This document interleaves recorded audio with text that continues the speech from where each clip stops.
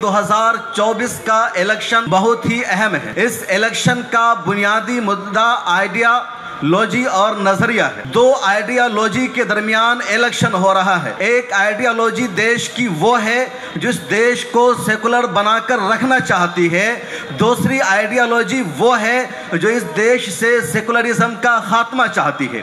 ایک آئیڈیالوجی وہ ہے جو آپ کو آزادی دینا چاہتی ہے، آپ کو ملی ہوئی آزادی کو برقرار رکھنا چاہتی ہے، دوسری آئیڈیالوجی وہ ہے جو آپ کو ملی ہوئی آزادی کو ختم کرنا چاہتی ہے۔ ایک آئیڈیالوجی وہ ہے جو تمام انسانوں کو برابر دیکھتی ہے، برابری اور مساوات ایکوالٹی کا درجہ دے رہی ہے، دوسری آئیڈیالوجی وہ ہے جس کی نظر میں سبھی انسان برابر نہیں ہیں، سب کو ایک جیسے رائٹس اور حقوق حاصل نہیں ہیں۔ ایک آئیڈیالوجی وہ ہے جو آپ کو انصاف دینا چاہتی ہے، جو آپ کو جسٹس کا حقدار سمجھتی ہے، دوسری آئیڈیالوجی وہ ہے جو آپ کو انصاف نہیں دینا چاہتی، انصاف اور جسٹس کو چند لوگوں کے لیے مخصوص کر کے رکھنا چاہتی ہے۔ ایک آئیڈیالوجی وہ ہے جس دیش میں جمہوریت کو بچائے رکھنا چاہتی ہے، اور دوسری آئیڈیالوجی وہ ہے جو جمہوریت کو ختم کر کے آمریت کو اس دیش میں لانا چاہتی ہے۔ ایک آئیڈیالوجی وہ ہے جس دیش کے سیکولرزم کے تانے بانے کو، سماجی رشتے کو برقرار رکھنا چاہتی ہے، اور دوسری آئیڈیالوجی وہ ہے جس دیش کو سیکولرزم سے ہٹا کر ہندو راشٹر بنانا چاہتی ہے۔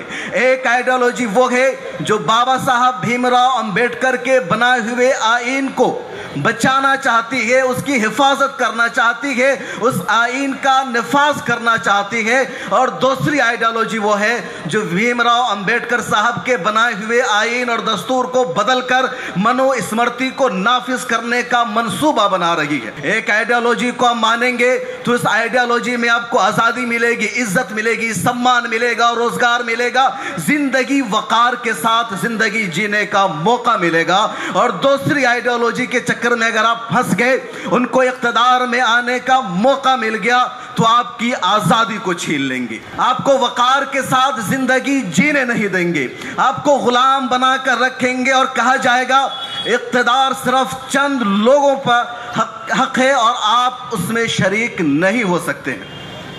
اس لیے آپ جب بھی ووٹ دیجئے، جب بھی بٹن دبائیے، سوچ سمجھ کر دبائیے کہ کسے ووٹ کرنا ہے، اور آپ جس کو بھی ووٹ کیجئے ان کے سامنے اپنا ایجنڈا بھی رکھیے۔ اگر آپ انڈیا الائنس کو ووٹ کر رہے ہیں تو ان کے سامنے اپنے ایشوز ڈسکس کیجئے، اپنے مسائل کو رکھیے، اور ان سے پوچھئے کہ ہمارے بلاک میں ابھی تک ہائی اسکول نہیں بن سکا، آخر کیوں؟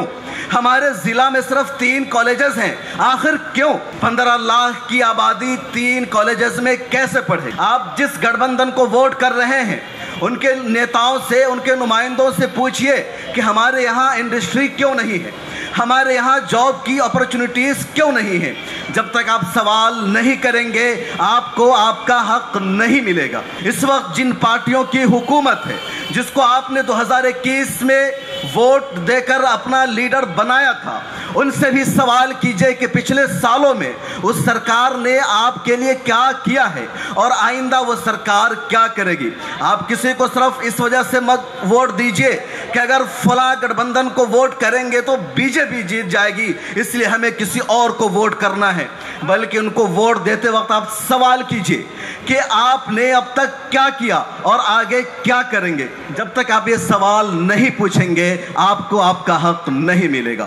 اس وقت پورے ہندوستان کے سیکولر مزاج رکھنے والے لوگ انڈیا گٹھ بندھن کو سپورٹ کر رہے ہیں، اس کی حمایت کر رہے ہیں۔ یہ کہا جا رہا ہے کہ دیش کی آزادی کو بچائے رکھنے کے لیے، سیکولرزم کو مضبوط رکھنے کے لیے اسی گٹھ بندھن کا 2024 کے الیکشن میں اقتدار میں آنا ضروری ہے۔ لیکن اس گٹھ بندھن سے میرا یہ سوال ہے کہ جب اس انڈیا الائنس نے 26 پارٹیوں کا الائنس بنایا، تمام سیکولر پارٹیوں کو اس میں شامل کیا گیا، تب مسلمانوں کو نمائندگی کیوں نہیں دی گئی؟ تب مسلمانوں کو اپرچونٹی کیوں نہیں دی گئی؟ اس گٹھ بندھن میں مسلمانوں کی لیڈرشپ کو کیوں موقع نہیں دیا گیا؟ تمام چھوٹی اور بڑی پارٹیوں کو رکھا گیا، لیکن ہندوستان میں مسلمانوں کی 2 پارٹی سب سے زیادہ چرچے میں ہیں، مسلمان ان پر بھروسہ کرتے ہیں، کئی اسٹیٹ میں ان کا اثر و رسوخ ہے، لیکن اس انڈیا گٹھ بندھن نے ان پارٹیوں کو اپنے ہاں جگہ نہیں دیا۔ آخر کیوں؟ आसाम की all India United democratic front Congress के साथ रह चुकी है, हमेशा बीजेपी के खिलाफ रही है। वो पार्टी आसाम में अपोजिशन में रही है। उस पार्टी के 3 लोकसभा के एमपी रहे हैं। उस पार्टी के कौमी रहनुमा मौलाना बदरुद्दीन अजमल हमेशा सेकुलरिज्म की हिमायत में खड़े नजर आते हैं, फाशिज्म के खिलाफ जंग लड़ रहे हैं। उस अजीम शख्स को, उस पार्टी को इंडिया अलायंस ने अपने गठबंधन में शामिल नहीं किया। आखिर क्यों? ऑल इंडिया मजलिस इत्तेहादुल मुस्लिमीन मुसलमानों की आवाज उठाती है, उनके हुकूक की बात करती है, लेकिन इस गठबंधन ने अपने यहाँ उनकी पार्टी और उनके रहनुमा ओवैसी को भी शामिल नहीं किया। आखिर क्यों? तो हमें जिसको भी वोट करना है, हमें जिसको भी सपोर्ट करना है, उनको अपने मुद्दों के साथ सपोर्ट करना है। उनसे सवाल भी पूछना है कि आपको हम वोट करते हैं, 70 सालों से हम आपको इख्तिदार सौंप रहे हैं, लेकिन आपने हमारा कोई लीडर नहीं बनने दिया, आपने हमारा कोई नुमाइंदा नहीं बनने दिया, नेशनल सतह पर आपकी पार्टी में हमारा कोई रहनुमा नहीं है। आखिर क्यों? ये सवाल भी करने की सलाहियत रखिए, ये सवाल करना शुरू कर दीजिए और फिर आप वोट कीजिए। तभी आपको हक मिलेगा, आपको राइट मिलेगा, आपको अधिकार मिलेगा और आपकी पहचान और शनाख्त एक जिंदा कौम की हैसियत से होगी। इसलिए मैं बस यही कहूँगा कि आप अपने हुकूक को हमेशा मद्देनज़र रखिए और तमाम चीज़ों को सामने रखते हुए किसी को भी वोट कीजिए और 2024 के इलेक्शन में एक नए इनकलाब की बुनियाद रखिए। इनकलाब जिंदाबाद।